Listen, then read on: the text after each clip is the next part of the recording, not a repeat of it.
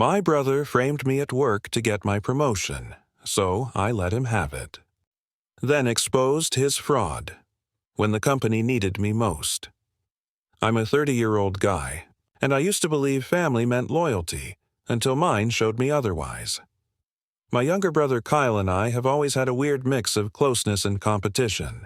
We grew up in a household where being compared wasn't just common, it was tradition. If I aced a math test, Kyle had to be the creative one. If I fixed the computer, Kyle would suddenly become the people person. I never hated him for it. Honestly, I thought we were just different. I was quiet, methodical, and loved building things. Kyle was charming, quick-witted, and always knew how to work a room. We both ended up working at the same mid-sized tech company. He in sales, me in systems architecture. At first it was almost fun. Lunch breaks together, shared commutes, the occasional inside joke during team meetings. But the deeper we got into the company ladder, the more I noticed something unsettling. Kyle had a way of taking credit without actually saying he did the work. He'd repeat ideas I floated in private conversations during big group presentations. He'd name-drop my project successes in conversations with executives, somehow twisting the narrative to make it seem like he guided the process. I noticed. I always noticed. But I told myself it wasn't worth fighting over. Don't make it a thing, I'd whispered to myself. It's just Kyle being Kyle. I wanted to believe we were still on the same team, that beneath the subtle digs and quiet one-upping, we were still brothers, still family. And if I stayed focused, worked harder, and kept my head down, maybe my work would speak louder than his words. I didn't realize then that Kyle wasn't just playing the game better, he was rigging it behind my back. A few months before everything blew up, our company announced a restructuring. New leadership roles were being created, more responsibility, bigger paychecks, a seat at the table. One of those roles was Senior Project Director, overseeing a cross-functional team that would lead our upcoming enterprise software launch. I'd been working on that infrastructure for nearly 2 years. I built the core framework from scratch, led every technical audit, and pulled more 70-hour weeks than I could count. My manager, Tom, called me into his office one morning and said, "It's not official yet, but I'm pushing for you. You've earned it." For the first time in a long time, I felt seen. That night, over dinner at our parents' house, I casually mentioned that I might be getting a promotion. Kyle barely reacted, just smiled, forked another bite of lasagna, and said, "That's awesome, man. You deserve it." He raised his glass and toasted to big moves. Everyone laughed. My mom teared up. Even my dad gave me a rare nod of approval, but something shifted after that dinner. Kyle started lingering longer at the office. I'd catch him chatting with Tom in the hallway, conversations that stopped the moment I walked by. He joined meetings he had no reason to be in. He started checking in on my team, asking them what they were working on, even though none of them reported to him. I brushed it off at first. Maybe he was trying to be more involved. Maybe he wanted to grow, maybe. I was just being paranoid, but then he started asking me questions. Not curious questions, strategic ones. "Hey, how did you structure the back-end failover for that client integration? You mind sending me a copy of that audit doc you used last quarter? Just for reference. Do you think the execs care more about technical wins or leadership presence?" I answered every time, because I still believed he was my brother, not my competition. It started with a single email, an internal notice from HR. "You've been placed on administrative leave pending an internal investigation." I must have reread it 20 times, thinking it had to be a mistake. According to the email, I'd been accused of misusing company funds and falsifying expense reports tied to the very project I'd spent years building. I sat frozen at my desk, heartbeat hammering through my chest, while coworkers a few cubicles away kept laughing about weekend plans like my entire world hadn't just been turned upside down. Tom wouldn't even meet my eyes when I asked for an explanation. "Look," he said, rubbing his temples, "this came from higher up. Someone provided documentation, screenshots, transfers, signatures. It looks bad, man. Signatures, transfers, screenshots. I hadn't authorized a single one of them." That night, Kyle stopped by my apartment with takeout and a forced smile. "Dude, what the hell happened?" he asked, pretending to be shocked. I told him I had no idea, that the files were fabricated. He leaned back, exhaling dramatically. "You sure you didn't make a small mistake somewhere? You've been under pressure lately." That one sentence, the way he said it, calm and almost rehearsed, lodged itself in my brain like a splinter. A day later, HR announced that Kyle would be taking over my projects temporarily, just until the investigation was complete. His name was suddenly popping up in team-wide emails, leading calls that used to be mine. Even the developers I'd mentored were now reporting to him. I tried to tell myself it was just procedure, that once the audit cleared, I'd be back at my desk. But deep down, I could feel it. Something far darker was in motion, because whoever set me up didn't just want my job. They wanted my reputation destroyed. The silence was worse than the accusations. In the days following my suspension, I reached out to everyone I could think of. Former teammates, cross-functional leads, even a few managers I'd worked alongside for years. My messages were polite, calm, professional. "Hey, I'm trying to understand what's happening. If you've seen anything suspicious tied to my name, please let me know." Most of them never responded. The ones who did, they gave me vague, nervous replies like, "Sorry man, I really can't get involved," or "It's above my pay grade." These were people I'd stayed late for, covered shifts for, backed up in meetings. Now they couldn't even send a straight sentence, without sounding terrified. It became clear that the story being pushed internally wasn't just about financial misuse. Someone had spun it into a narrative of recklessness, like I was some unstable wild card who'd let ambition cloud my judgment. And Kyle? He was already being praised for stepping up during chaos. Then I heard through the grapevine that Kyle had started seeing Emma, HR Emma, the one who'd led my investigation interview. Just a few dinners at first, then carpooling, then something more. One colleague told me in hushed tones, "They're definitely together." She's been defending him like crazy. I felt sick, not just because of the betrayal, but because I realized I'd been completely outplayed. Every move I made was being countered before I even made it. At a family barbecue, our dad pulled me aside and said, "Maybe this is a sign you need to slow down. Kyle told us you've been struggling." Struggling? I hadn't said a word to anyone. Kyle had been feeding them a narrative behind my back. That night, I sat alone in my apartment, laptop shut, phone silent. Everyone had picked a side, and it wasn't mine.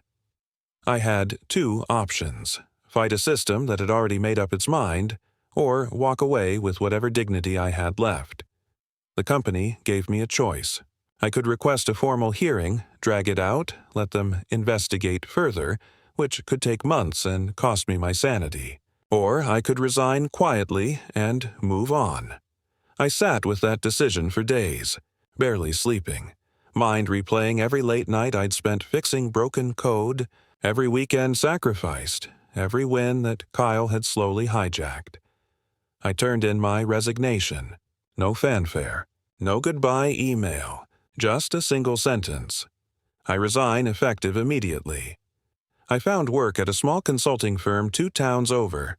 Lower pay, fewer benefits, but quiet. No drama, no Kyle. I told myself it was a fresh start, but it felt more like exile. A few weeks in, I got invited to our parents' anniversary dinner. I went, hoping to just blend in. Kyle was there, of course. Fresh haircut, tailored blazer, golden boy grin. He slapped me on the back like nothing ever happened. "Heard you landed on your feet, man." "That's great." He said it loud enough for everyone to hear. I didn't respond, just forced a smile and chewed through the bitterness. Throughout the evening, he cracked jokes about being the only one in the family who likes boardrooms more than motherboards. Our dad laughed too hard. My mom beamed with pride. No one acknowledged that I used to be the one they called brilliant. I felt invisible at my own parents' table. But under all that shame, something shifted. It wasn't rage. It was clarity. I realized Kyle hadn't beaten me. He'd just given me time to watch him build a lie big enough to collapse. It was a random Tuesday when I got a text from James, one of the few engineers who still treated me like a human being. You see what Kyle's doing with the Horizon rollout? It's a dumpster fire. I hadn't heard that name in months. Project Horizon. It was the massive enterprise software upgrade I'd been designing before everything imploded. High stakes, a multi-million-dollar client. Failure wasn't just bad press, it was breach of contract lawsuits, lost revenue, shareholder panic. I logged onto an old company portal using a demo credential I still had access to. Nothing confidential, just surface-level reports. But even those were damning. Delays masked as internal optimizations, cost projections that didn't make sense, and Kyle's name all over it.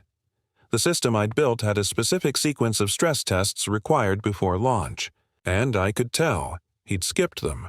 The worst part?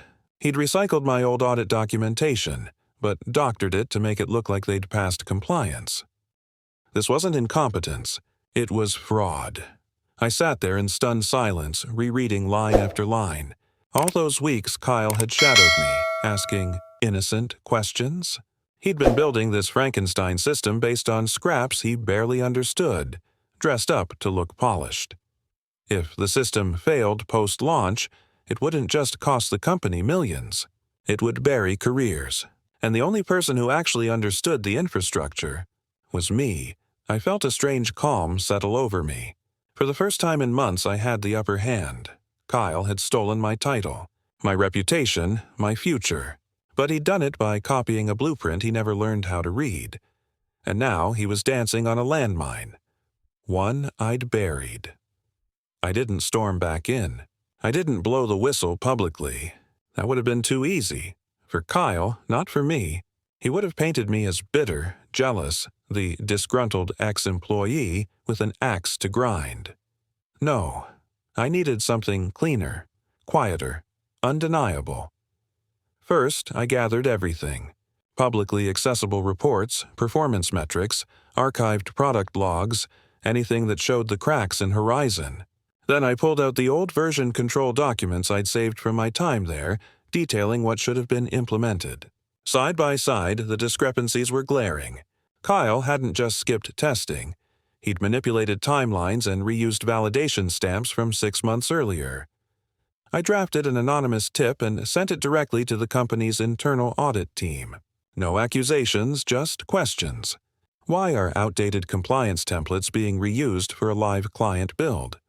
Why is Horizon's QA signature dated before development even finished? Then I reached out to someone I trusted, Laura, the VP of Strategy. She'd always respected me. I sent her a message from a dummy email detailing the project's inconsistencies, citing line items and fake benchmarks that made no sense. I ended it with a quiet warning. If Horizon fails, it won't just be a bug. It'll be a cover-up. Kyle, meanwhile, was thriving. Press releases named him as the visionary behind Horizon.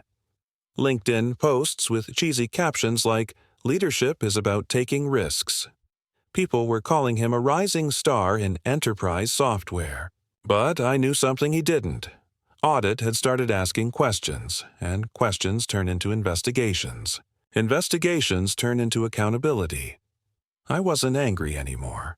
I was patient, because Kyle had finally built something that looked impressive. But under the hood, it was all about to fall apart. The cracks didn't just appear, they ruptured. 3 weeks after I sent the audit tip, Horizon's deployment hit a wall. A major client, one of their biggest, refused to sign off on the pre-launch environment. According to a leaked Slack message, the client's own engineers flagged inconsistencies in the load test benchmarks. Someone had tried to overwrite performance logs with template data from an old staging build. The internal audit team launched a quiet investigation. No public statements, no mass emails, just silence. The kind that fills the air before a storm hits. Then came the first domino. Horizon was officially paused. The launch date disappeared from the company calendar. Shareholders started asking questions. Legal started sniffing around. And Kyle? He went from posting motivational quotes to going completely dark online. I got the call on a Thursday evening. Unknown number. I let it go to voicemail. It was from Tom, my old manager. His voice was tight, urgent. "Hey, we need to talk. Something's gone really wrong with Horizon. The client asked for someone familiar with the system, and your name came up. Please call me back." I didn't respond. Not yet. 2 days later, a second message came. This time it was from HR. Emma wasn't the one calling. They'd quietly put Kyle on administrative leave. Rumors were swirling. I was being offered a short-term contract to return and help stabilize the infrastructure. The same company that pushed me out. The same people who believed a lie. Now they needed me. I didn't say yes immediately. I waited just long enough to let the panic set in. I wanted them to feel the weight of what they'd thrown away. Because sometimes revenge isn't about burning everything down. Sometimes it's letting them fall into the fire they lit themselves. When I walked back into that office, it didn't feel like a homecoming. It felt like entering a crime scene, same glass walls, same fluorescent lights. But the energy was different, quieter, tenser. People looked up from their desks and then quickly looked away like seeing a ghost. The ones who used to greet me with fake smiles didn't even bother pretending now. Tom met me at the door. His handshake was awkward, his eyes full of guilt he didn't have the courage to voice. "Thanks for doing this," he said. We really need someone who understands the system." Now they needed someone who understood it. I didn't respond with warmth. I responded with competence. I got to work immediately, opened the architecture files, audited every line of code, and traced the shortcuts Kyle had baked into the core. It was worse than I thought. Entire functions were duct-taped together with copied modules from unrelated builds. It was a tech house of cards, and if they'd pushed it live, it would have collapsed in days. At the next team-wide meeting, Laura, the VP I'd quietly tipped off, stood up and said, "Let's thank the person who's helping us navigate this. None of us would be in this room if he hadn't built the foundation to begin with." A few people clapped. Most stayed silent. That was fine. I wasn't here for applause. I was here for the truth. Kyle hadn't been fired yet. But his name was nowhere in the documentation. His Slack account had been deactivated. His desk sat untouched, his nameplate removed like he'd never existed. I never once said his name aloud. Never once mentioned what he did. I didn't need to, because the system he tried to fake was now being rebuilt, line by line, by the very man he tried to erase. And the silence around me? That was the sound of power shifting back where it belonged. When the final audit report dropped, it didn't just cause a stir, it detonated. Every fraudulent expense, every manipulated log, every reused template Kyle had patched into Horizon was there in black and white. The evidence was so thorough it didn't leave room for excuses. The investigators even found Slack messages where Kyle had pressured junior developers to sign off quickly or just copy last quarter's report for consistency. And when they dug deeper, they uncovered something even worse. Kyle had diverted part of the project's emergency testing budget into marketing initiatives. Fancy dinners, a brand video shoot, even a boutique event that had nothing to do with Horizon's core tech. All approved by Emma, who, by then, was conveniently on unpaid leave. HR sent out a company-wide email. "We are parting ways with Kyle Brennan, effective immediately. We thank him for his contributions." No farewell speech. No exit interview. No legacy. I sat at my desk reading that email 3 times and I didn't smile. Not outwardly. But deep inside, something unclenched. Not because I was happy he was gone. Because the truth had finally been louder than the lie. Tom stopped by my office that afternoon. He lingered awkwardly at the door before saying, "I should have listened to you back then." I nodded once. "Yeah, you should have." That was all. He walked away. I didn't gloat. I didn't blast anything on social media or tell my family, "I told you so." I just stayed in the code. Quiet, steady. But I noticed something strange the next day. People started making eye contact again. Developers asked for input. Senior leadership brought me into roadmap meetings. My name, once erased, was back in conversations that mattered. Kyle had tried to build a kingdom on stolen bricks. But I was the one who'd laid the foundation, and now everyone could finally see the difference. It didn't take long for the news to reach my family. Not from me, I hadn't said a word. But in our small circles, corporate gossip travels faster than facts. I got a call from my mom first. "Is it true?" she asked, voice thin with nerves. "Did Kyle really get fired?" I didn't give her the comfort she wanted. "Yeah," I said. "It's all in the audit report if you want the details." There was silence on the other end. Then, "Well, you could have helped him. He was under a lot of pressure," I laughed. Not because it was funny, but because it was exactly what I expected. Even now, even after everything, she still found a way to make me the problem. Later that week, Kyle texted me, "Let's talk. Just us, no work, no drama." Then another message. "You got what you wanted. Can we be brothers again?" I didn't reply. What was there left to say? At our dad's birthday dinner, Kyle showed up. Pale, tired, forced smile plastered across his face like a kid faking an apology. I didn't acknowledge him. I ate quietly, spoke when spoken to, and left early. After that night, he stopped reaching out. Maybe he finally understood that some bridges, once burned, don't get rebuilt. For years, I'd wanted so badly to prove myself, to get my parents to see me the way they saw him. But standing there in that hollow family gathering, watching everyone awkwardly avoid the subject, I realized something. I didn't need their validation anymore. Kyle had always wanted the spotlight. I just wanted peace. And now, for the first time in my life, I had it. A month after Kyle's exit, the company offered me a permanent executive position, Senior Director of Architecture. Bigger office, higher pay, full control over future product development. I turned it down. Not because I didn't deserve it. I did, every bit of it. But something in me had shifted. I didn't want to spend the rest of my life rebuilding broken things other people had shattered. I wanted to create something from the ground up, on my own terms. So I started my own firm. Quietly. No LinkedIn announcements. No press releases. Just a rented space above a coffee shop and 3 ex-colleagues who'd been quietly waiting for a chance to work with me again. We didn't chase headlines. We chased precision, integrity, and purpose. Some days I still think about how close I came to losing everything. Not just my job, but my sense of self. How easy it would have been to fall into bitterness, to let Kyle win by becoming the version of me he tried to paint. Angry, unstable, broken, but I didn't. I chose silence when I could have screamed, clarity when I could have sought chaos. And in that silence, I found power. People always say revenge is sweet. But this wasn't revenge.